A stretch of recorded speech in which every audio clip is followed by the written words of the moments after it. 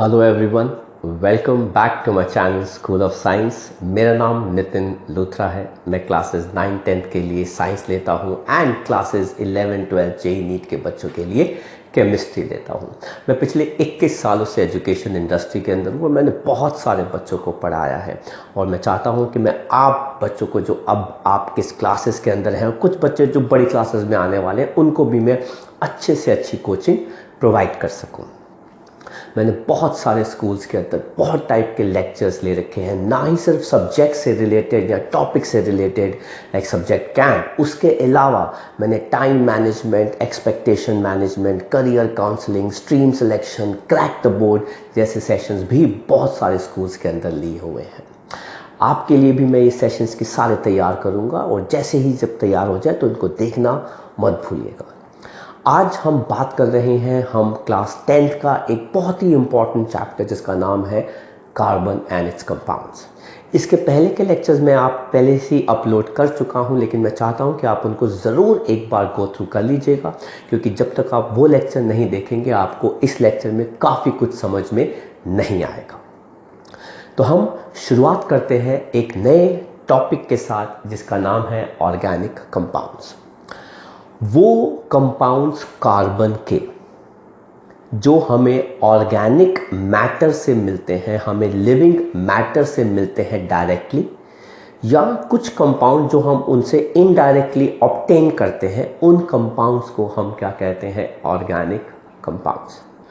और केमिस्ट्री की वो ब्रांच जो इन कंपाउंड्स की स्टडी के साथ डील करती है, उस ब्रांच ऑफ केमिस्ट्री को हम कहते हैं ऑर्गेनिक केमिस्ट्री। अब मेनली हमने देखा है कि कार्बन जो है वो बहुत सारे अदर डिफरेंट एलिमेंट्स के साथ कंबाइन करता है, खुद के साथ भी वो बहुत ज़्यादा कंबाइन करता है, तभी तो वो कार्बन चेन बनाता है कैटिनेशन की वजह से। पर इसके अलावा अगर वो किसी दूसरे एलिमेंट के साथ बहुत अच्छे से कंबाइन करता है तो वो कौन है? हाइड्रोजन। और जब कार्बन हाइड्रोजन के साथ कंबाइन करता है तो उन कंपाउंड्स को, ऑर्गेनिक कंपाउंड्स को हम क्या कहते हैं? हाइड्रोकार्बन्स। बड़ी कमाल की बात है और इस पर बहुत ज़्यादा स्टडी भी हुआ है कि बहुत सारे एलिमेंट्स आपस में कंबाइन करते हैं पर वो जीवित, वो लिविंग नहीं होते, दे आर नॉन लिविंग, उनके अंदर लाइफ नहीं है। लेकिन नेचर ने कुछ ऐसे फोर्सेस, इन फोर्सेस को हम कहते हैं वाइटल फोर्सेस, कुछ ऐसे फोर्सेस कार्बन के साथ अटैच किए हुए एलिमेंट के साथ अटैच करा दिए, जिसकी वजह से ये एलिमेंट्स आगे जाके जब कंपाउंड्स बनते हैं तो इनके बीच में लाइफ, या इनके कॉम्बिनेशन की वजह से लाइफ जो है वो एग्जिस्ट करती है। आज भी हमें नहीं पता कि ये वाइटल फोर्सेस कहाँ से आते हैं, कैसे आते हैं, और ये एक एलिमेंट को, एक मॉलिक्यूल को, एक कंपाउंड को लाइफ दे देते हैं। स्टडीज चल रही हैं और आगे तक भी चलते रहेंगे। तो कहीं ना कहीं नेचर ने हमको किसी हद तक डिस्कनेक्ट करके रखा हुआ है, जिससे बियॉन्ड हम नहीं जा पाते। तो ये मॉलिक्यूल अगर सिंपल है तो ये नॉन लिविंग है, लेकिन जब ये मॉलिक्यूल्स आपस में कंबाइन करके ऑर्गेनिक मैटर बनाते हैं तो कभी ना कभी किसी ना किसी एक स्टेज पे उनकी लाइफ के, इनके अंदर ये वाइटल फोर्सेस आ जाते हैं और जो इन ऑर्गेनिजम्स को क्या बना देते हैं? लिविंग बना देते हैं। So that's a very interesting part, पर उसके लिए बहुत सारी रिसर्च है और this class is pretty small to understand such things. Therefore, we will stick to our topic and we will talk about organic compounds.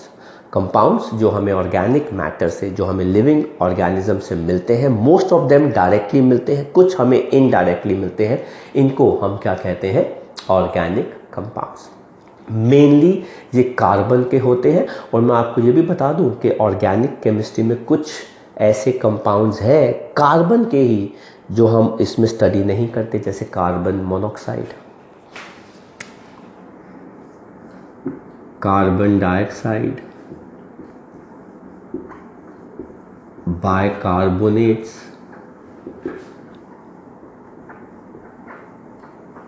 Carbonates. ये वो compounds हैं कार्बन के जो ऑर्गेनिक केमिस्ट्री में स्टडी नहीं होते।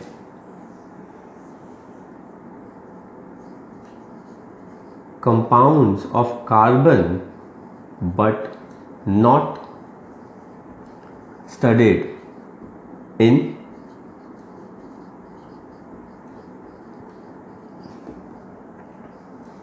Organic chemistry branch. पर इसके अलावा हमारे पास बहुत सारे हैं। इन बहुत सारे ऑर्गेनिक कंपाउंड्स को हमने अलग अलग कैटेगरी में डिवाइड कर दिया है, बट हम मेनली बात कर रहे हैं कार्बन जब कंबाइन करता है कार्बन के साथ और किसके साथ, हाइड्रोजन के साथ। तो when carbon combines with carbon and और हाइड्रोजन, तो वो कौन से कंपाउंड्स बनाता है, हाइड्रोकार्बन्स। तभी तो नाम है हाइड्रोकार्बन। हाइड्रोजन और कार्बन से कनेक्टेड जो कार्बन कंपाउंड्स आते हैं उनको हम क्या कहते हैं, हाइड्रोकार्बन्स। हम हाइड्रोकार्बन पे फोकस करेंगे। इसके अलावा आप कभी कभी इनके साथ ऑक्सीजन, नाइट्रोजन या हैलोजन उनको भी जोड़ देते हैं। हैलोजन मतलब फ्लोरीन, क्लोरीन, ब्रोमीन, आयोडीन। अब हम बात करेंगे कि भाई हमारे पास हाइड्रोकार्बन्स किस टाइप के हैं।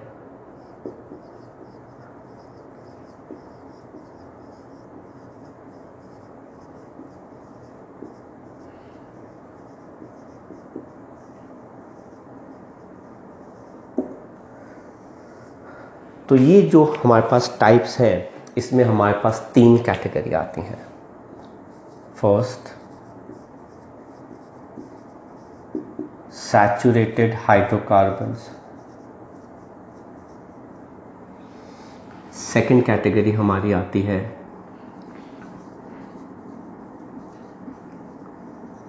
Unsaturated hydrocarbons. और जो थर्ड कैटेगरी हम आती है वो है हमारी एरोमेटिक। लेकिन हम इन दोनों पे ही स्टिक रहेंगे। हमारे कोर्स में एरोमेटिक जो है वो नहीं है। हमारे लिए 2 टाइप्स के ही हैं, सैचुरेटेड हाइड्रोकार्बन्स और अनसैचुरेटेड हाइड्रोकार्बन। हालांकि एरोमेटिक का मैं आपको एग्जांपल ज़रूर दूंगा, पर वो जो एग्जांपल है हम इन दोनों में ही ऐड ऑन कर देंगे। सैचुरेटेड हाइड्रोकार्बन्स कौन से होते हैं? ये वो हाइड्रोकार्बन्स होते हैं जिनके अंदर कार्बन और कार्बन के बीच में हमेशा क्या होता है, single bond. Carbon single bond carbon, तो इनको हम क्या कहते हैं, सैचुरेटेड हाइड्रोकार्बन्स। और इसके अंदर अगर कार्बन और कार्बन के बीच में सिंगल बॉन्ड आता है तो उन हाइड्रोकार्बन्स का नाम होता है एल्केन्स।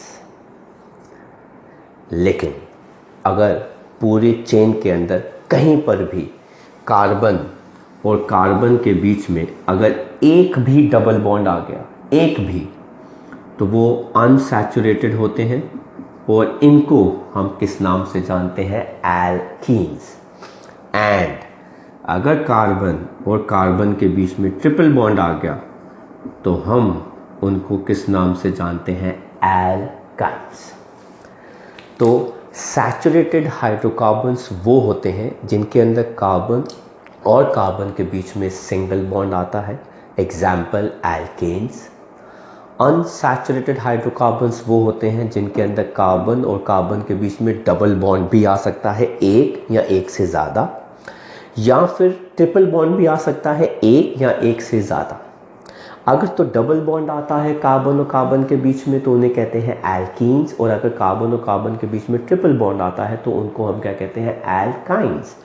लेकिन ऐसा नहीं है कि सिर्फ डबल होना चाहिए, सिर्फ ट्रिपल होना चाहिए। आगे जाके आप बड़ी क्लासेस में देखेंगे डबल और ट्रिपल दोनों इकट्ठे भी आ सकते हैं, but we will stick to only category हमारी क्लास 10th की। या तो सिर्फ सिंगल बॉन्ड होगा, या एक डबल बॉन्ड आ जाएगा, या फिर एक ट्रिपल बॉन्ड आ जाएगा, बस। इससे ज़्यादा आपको दिमाग लगाने की क्लास 10th में ज़रूरत नहीं है। एंड अगर हाइड्रोकार्बन के अंदर एक कंपाउंड है स्पेशल जिसका नाम होता है बेंजीन, जिसके अंदर कार्बन और कार्बन के बीच में ऑल्टरनेट डबल बॉन्ड्स होते हैं, तो वो अगर एग्जिस्ट करता है कंपाउंड के अंदर तो वो कंपाउंड्स क्या होते हैं? Aromatic. If the organic compound possesses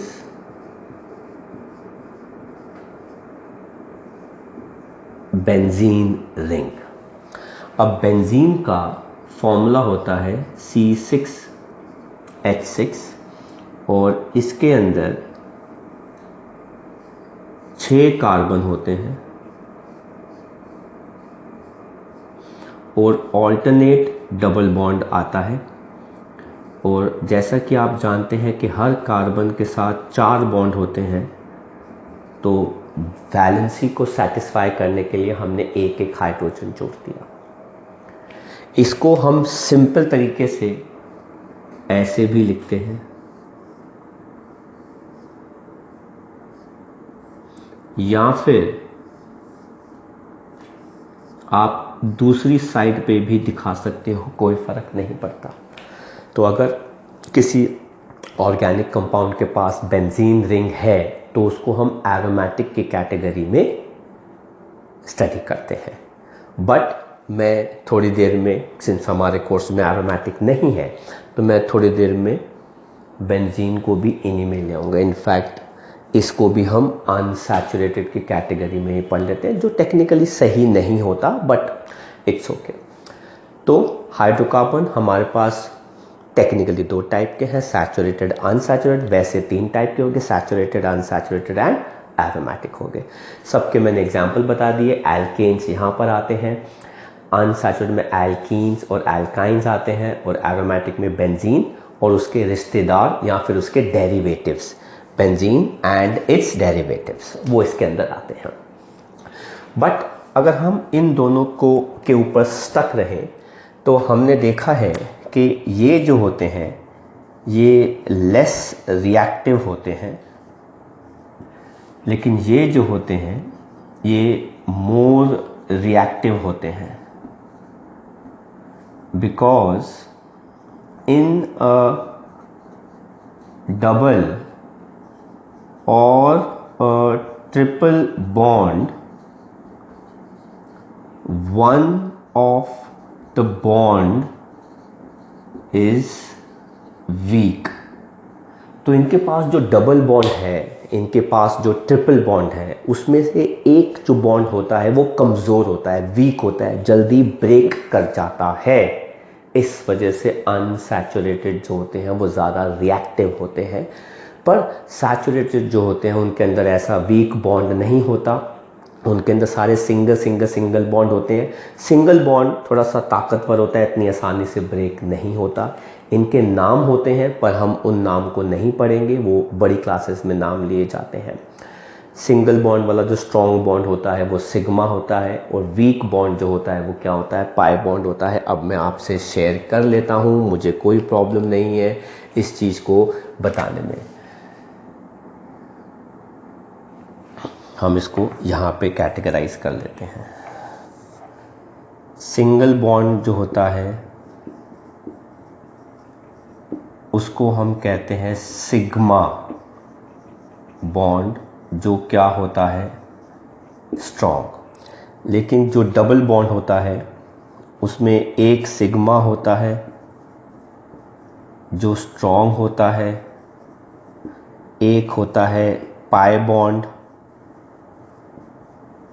जो क्या होता है? वीक, जो ब्रेक कर जाता है। ट्रिपल बॉन्ड के अंदर एक सिग्मा बॉन्ड होता है, लेकिन ये दोनों बॉन्ड पाई बॉन्ड होते हैं, इसलिए ये दोनों क्या होते हैं? वीक, ये जल्दी ब्रेक कर जाते हैं। लेकिन सिग्मा बॉन्ड क्या होता है? स्ट्रॉन्ग, वो इतनी आसानी से ब्रेक नहीं करता। ये जो पाई बॉन्ड है ये वीक बॉन्ड है, ये आराम से ब्रेक कर जाता है, जिसकी वजह से अनसैचुरेटेड जो होते हैं वो क्या कर जाते हैं? रिएक्टिव हो जाते हैं। इनके और भी बहुत सारे एग्जाम्पल्स हैं जिनको हम पढ़ेंगे धीरे धीरे करके कि क्या इसके अंदर कैटेगरी आ सकती है, कैसे आ सकती है, कैसे क्लासिफाई करते हैं। लेकिन अब हम बात करेंगे कि इन सब हाइड्रोकार्बन्स के अंदर आप डिज़ाइनिंग या जो स्ट्रक्चर्स हैं कार्बन के वो किस फॉर्म के अंदर एग्जिस्ट करते हैं। अगर आपको याद हो मेरे प्रीवियस लेक्चर में तो हमने बात करी थी कि कार्बन की जो लंबी चेन बनती है कैटिनेशन की वजह से वो किस किस फॉर्म के अंदर कैटेगरी में हो सकती है। तो हम इन्हीं हाइड्रोकार्बन्स को अब डिवाइड करने वाले हैं कि किस टाइप की चेन्स कार्बन बना सकता है। तो हम बात कर रहे हैं कार्बन की जो लंबी चेन बनती है कैटिनेशन की वजह से या उसके बॉन्ड स्ट्रेंथ की वजह से, जिसको हमने कैसे पढ़ा था, वर्सेटाइल नेचर ऑफ कार्बन की वजह से वो चेन्स कैसी हो सकती हैं। ओवरऑल हमने देखा है कि जब भी कार्बन के साथ ही कंबाइन करता है तो वो 3 टाइप की चेन्स कार्बन की बना सकता है। जो पहली चेन हमारे पास आती है वो आती है स्ट्रेट चेन।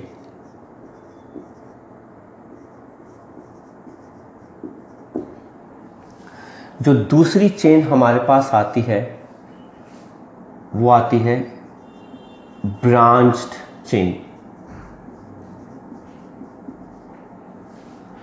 और जो तीसरी हमारे पास चेन आती है वो आती है रिंग और क्लोज्ड चेन्स।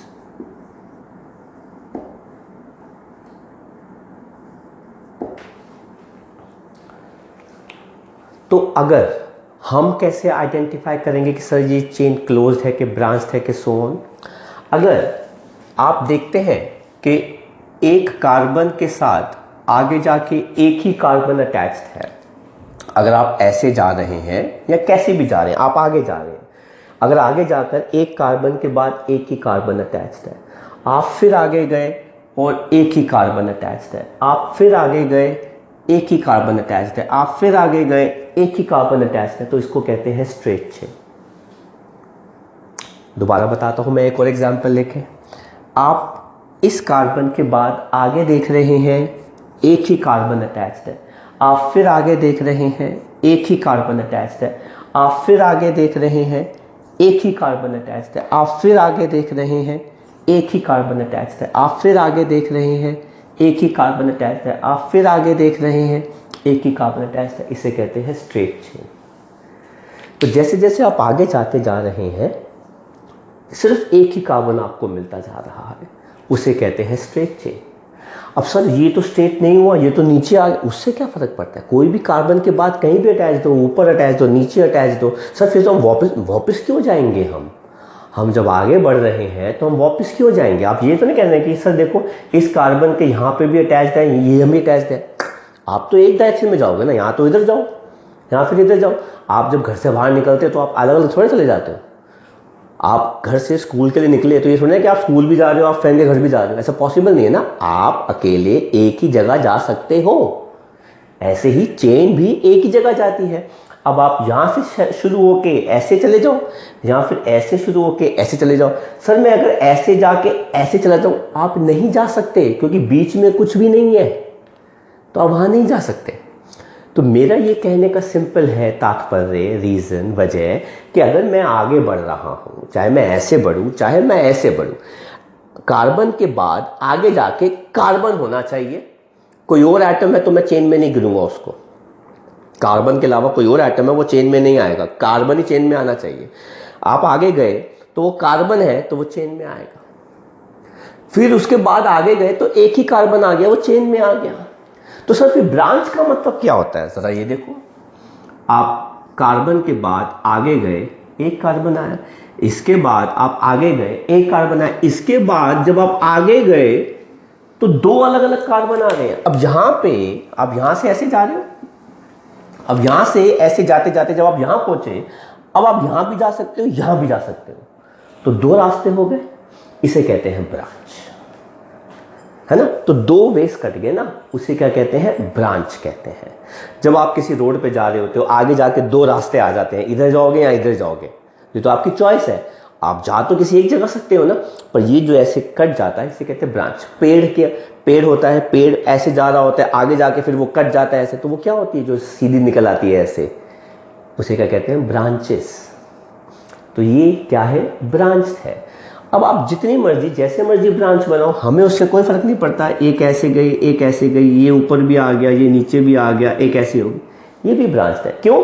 क्योंकि इस कंपाउंड के अंदर जब आप कहीं जा रहे थे, एक जगह ऐसी आई कार्बन की जहां पे आपके जाने के अलग अलग रास्ते से या दो से या एक से ज्यादा रास्ता था, तो उसे को हम क्या कहते हैं, ब्रांच्ड चेन कहते हैं। अब ब्रांच चेन लंबी भी हो सकती है, छोटी भी हो सकती है, हम उसकी बात नहीं कर रहे कि कोई भी चेन कितनी लंबी होगी, कितनी छोटी होगी, कितनी बड़ी होगी, हम उसके बारे में बात नहीं कर रहे, राइट। तो सर फिर रिंग या क्लोज चेन क्या होती है?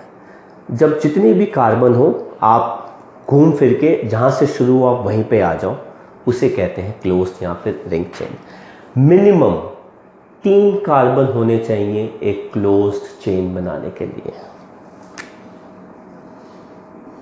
Minimum 3 carbon atoms are required to form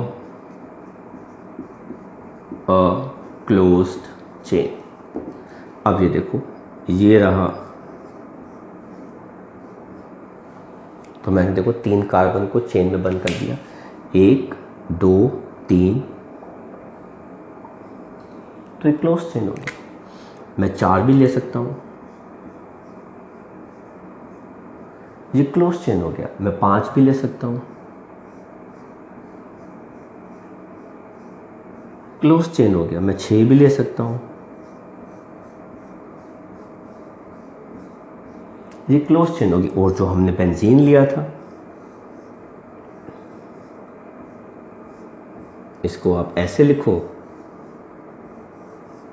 या इसको आप ऐसे लिखो, ये भी क्लोज चेन हो गया, ठीक है।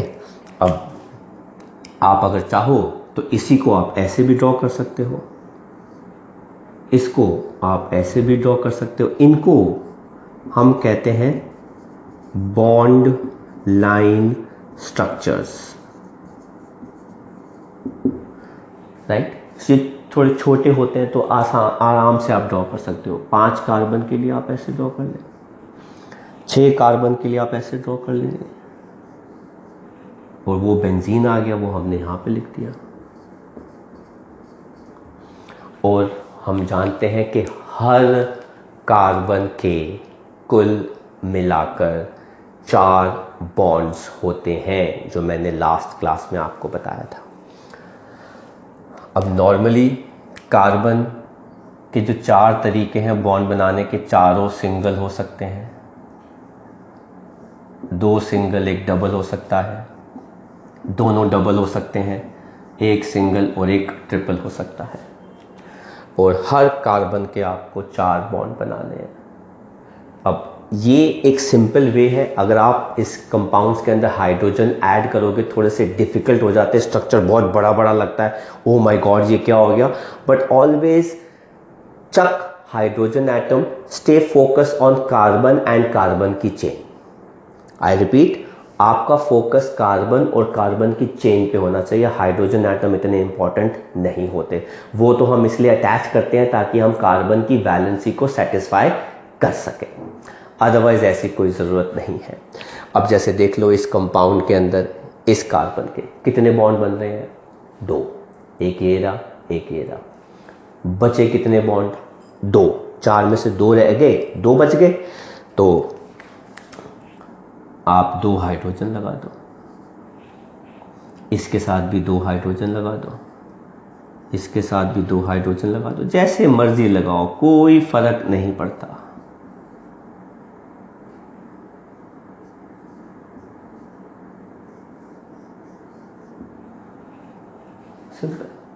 वो अलग बात है कि इसका नाम होता है, इसका नाम है साइक्लोहेक्सेन, बट हम इनके नाम जो है वो बाद में पढ़ेंगे। अब आप इसी में देख लो, इस कार्बन के कितने बॉन्ड बन रहे हैं? 1, तो इसके 3 बच गए, तो हमने 3 हाइड्रोजन के साथ लगा दी। इसके कितने हो गए? 2, 1 इधर, तो आप 2 लगा दो। इधर 2 हो गए, तो आप 2 और लगा दो। 2 हो गए, 2 और लगा दो। 1 हो गया, 3 लगा दो। तो इस हिसाब से आप कर सकते हैं। अगर आपको ये देखना हो इस कार्बन के कितने हो गए, 1 बॉन्ड है, 3 लगा दी। इस कार्बन का 1 बॉन्ड बन रहा है, ये देखो 3 लगा दिए। इस कार्बन 1 बॉन्ड बन रहा है, 3 लगा दिए। इस कार्बन का 1 बॉन्ड बन गया, 3 लगा दिए। इसके तो ऑलरेडी 4 हैं ही, और जो आपने ब्लैक कलर में हमने लगाए हैं वो हाइड्रोजन एटम है। तो ये था हमारा सैचुरेटेड और अनसैचुरेटेड ऑर्गेनिक कंपाउंड, जिनको हम अलग अलग तरीके से रिप्रेजेंट कर सकते हैं, straight chain, branch chain and ring या फिर क्लोज चेन। तो आई होप बच्चों आपको मेरा लेक्चर जो है वो पसंद आया होगा। मैंने हमेशा इस्तेमाल करता हूँ सिंपल लैंग्वेज, ताकि आप चीज़ों को आराम से कंफर्टेबली समझ सको और अपनी लैंग्वेज में उनको लिख सको। तो अगर आपको मेरा लेक्चर अच्छा लगा, इसको लाइक करना मत भूलिएगा, और अपने फ्रेंड्स के साथ भी मेरे इस लेक्चर को ज़रूर शेयर कीजिएगा, ताकि वो भी समझ सके कि क्या होते हैं ऑर्गेनिक कंपाउंड्स और वो कैसे कैटेगरी में डिवाइड किए जाते हैं, वो एग्जिस्ट किस फॉर्म के अंदर करते हैं। दूसरा, जिन बच्चों ने मेरे चैनल को सब्सक्राइब नहीं किया वो ज़रूर सब्सक्राइब कर लो, ताकि आपको रेगुलर अपडेट्स और नोटिफिकेशन मेरे बाकी लेक्चर्स के भी मिलते रहें। Till then, study hard, bye bye from school of science.